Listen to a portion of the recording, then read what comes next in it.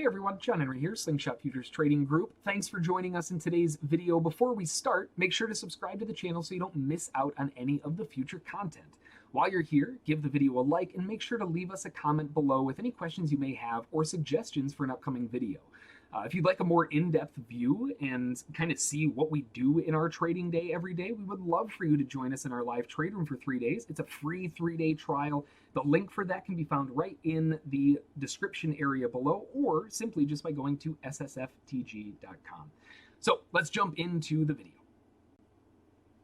The topic for today's video is going to be trading with a full-time job. Now, the majority of people, let's be realistic, have jobs, but a lot of those jobs might have moved to home, given everything that's going on.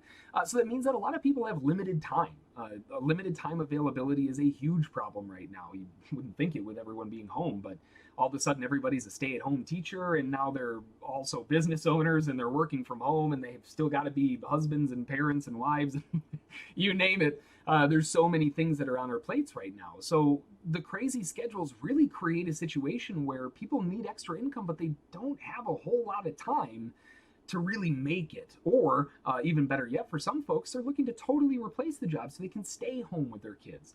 So one of the big things that we need to first off look at is the type of trading that type of trader is going to be doing is going to be significantly different than what I personally would normally do. I am a trader. I trade throughout the day, and I'm more of a scalper. I'm in, out, and I'm usually not in a trade for longer than a few minutes.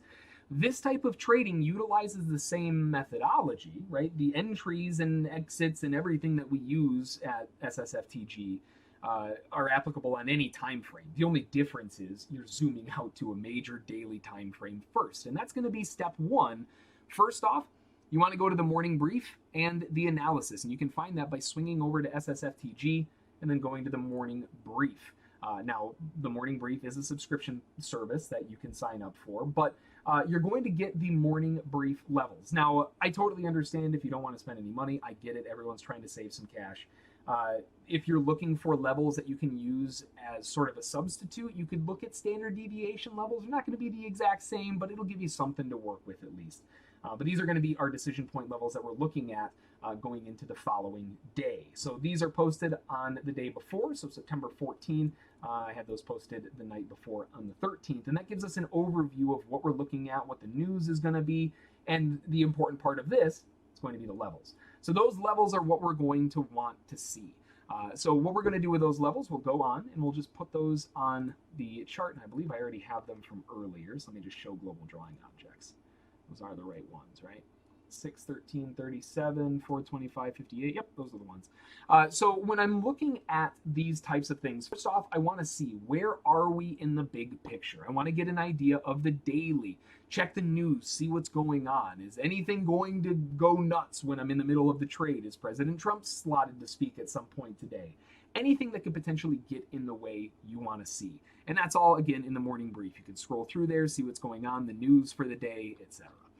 Once we have all of that, then we're going to look at the daily chart and zoom out like we always do our top-down analysis, starting off on a daily ozone chart and looking at it and say, okay, which way are we going? Generally speaking, the market's up, right? The market's bullish, so I want to be a buyer. Now, we are dipping, we're pulling back, and we're potentially getting cheap. Sweet. I really want to be a buyer. Now we're starting to come down into some zones of interest. So what do I want to look for? Well, that's where I want to move into a faster time frame. Take note of a potential second long that's setting up on the daily time frame, right? That's that 344. That's the previous high of day from Friday. I'm recording this on a Monday, so that's from a Friday. And then we're going to zoom in to the faster hill time frame. So we're going to bump into a 15-minute chart. Let me just switch this over to our hill. There we go. And then what I'm going to look for on the hill is, again, zooming out. And we're going to look for all of the areas of interest that we got from the morning brief and see, do they coincide with any structural levels of interest in the markets? So if we zoom out and we can see, okay, well, looking at the overall market structure, I might need to add more days here. Let's go back 35 days. How's that? I can look at this and say, okay, well, these black horizontal lines that I have here, those are the levels that we added from the morning brief. Do any of these line up with anything else? Well, Out of the gates, this one at 613.37 looks pretty interesting. Maybe a little bit ahead of it, maybe a little bit above it. But either way, this is a pretty big zone of interest. Not to mention, we have a naked POC that's resting there. Previous structural interest, there's obviously volume there, otherwise the POC wouldn't be there. So that's a zone of interest. So what I want to do now is go through all of the levels, right? Catalog them all. Zoom out and say, okay, this one lines up really good, but only when it gets to this point. And okay, this one on the settlement, actually, this dash dot line, the settlement price looks pretty good for a level of support. That's another area. And even lower, 108.6221 looks pretty good too. Usually what I do is I make the lines a little bit thicker. That way I know that there's something interesting going on there. So I'll make that a thickness of 5 because that's an interesting one. I'll make this one a thickness of 5 as well. And then the settlement price, we can make a thickness of 5. And down at 108.6221. And let's go back to, just to make sure, does that level still hold other interest before? Sure enough, it does. We've got support there too. So that is also going to be a level of interest. So all of those zones are zones of interest for me going into today. Then what I want to do is, now that we have all of those areas, that's where you want to go into your chart, start setting alerts, right? Execute the trades ahead of time. Place the limit orders ready to go with your stops and everything ready so that it's good to go. You can walk away from the computer. Everything is set to kind of autopilot from there. So it only takes a couple minutes of analysis in the morning. You get your orders out there. They're ready to go. You place your stops and targets, do all of that stuff, and then go about your day, right? Move along with the rest of the day and keep it going. The important thing here is that it's allowing you that limited time flexibility to still potentially make that extra income to help pay for some bills. Now, the one big caveat to this that I would really strongly encourage you looking at is going to be the micro markets. The micro markets offer fantastic risk reward. That way you can look at a 15-minute chart and still risk, sometimes 100 plus ticks. Let's say, as an example, I wanted to buy on the settlement.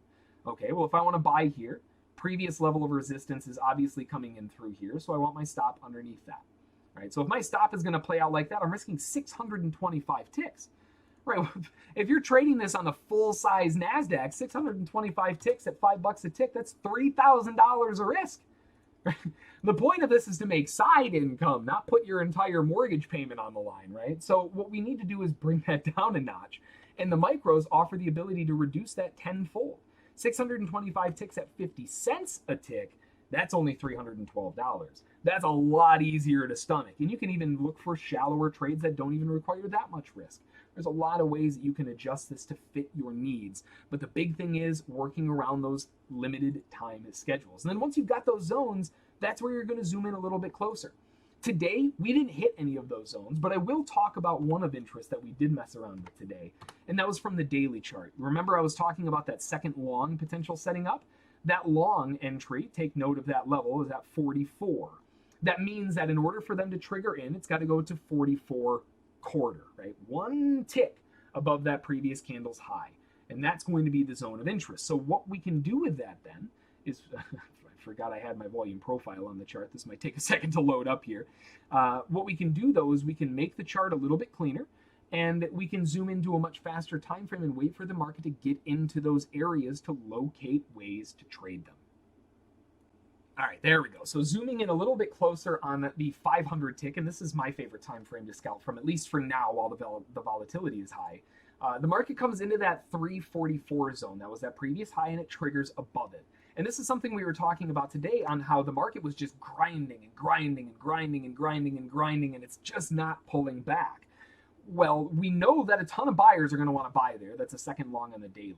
But what would be a better way to approach this? Realistically, since there has been no pullback, there wasn't even a swing low made inside there, just all the way up. So because that was such an aggressive move, let the buyers who've been buying this whole way up dump their orders to the buyers who buy at the previous high a day. Knowing that the majority of the buyers who do want to hold on to this are not going to buy way up here. A hedge fund's not going to buy with a stop order one tick above the previous day's high. That's stupid. That's not going to happen. They've got to trade hundreds, thousands even of contracts.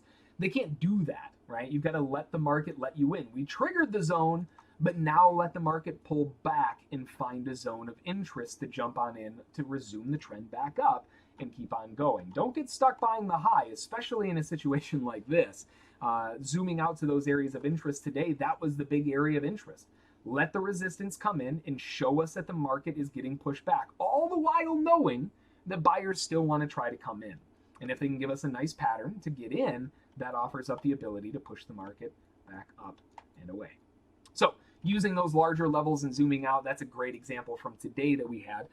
But they're all over the place. It's just a matter of zooming out, locating them, set the alerts so you know when the market hits them, place your orders ahead of time, and then just go about your day.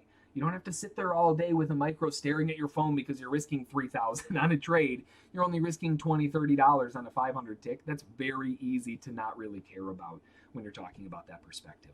Hopefully you found it useful, interesting, entertaining, and maybe something that you have been looking to add to your tool belt. You just haven't been sure how. It's a great way to potentially look at it. But that's going to do it for this one. If you have any questions at all, feel free to send me an email, jhb@ssftg.com. Until the next one, we'll see you all then. Thanks.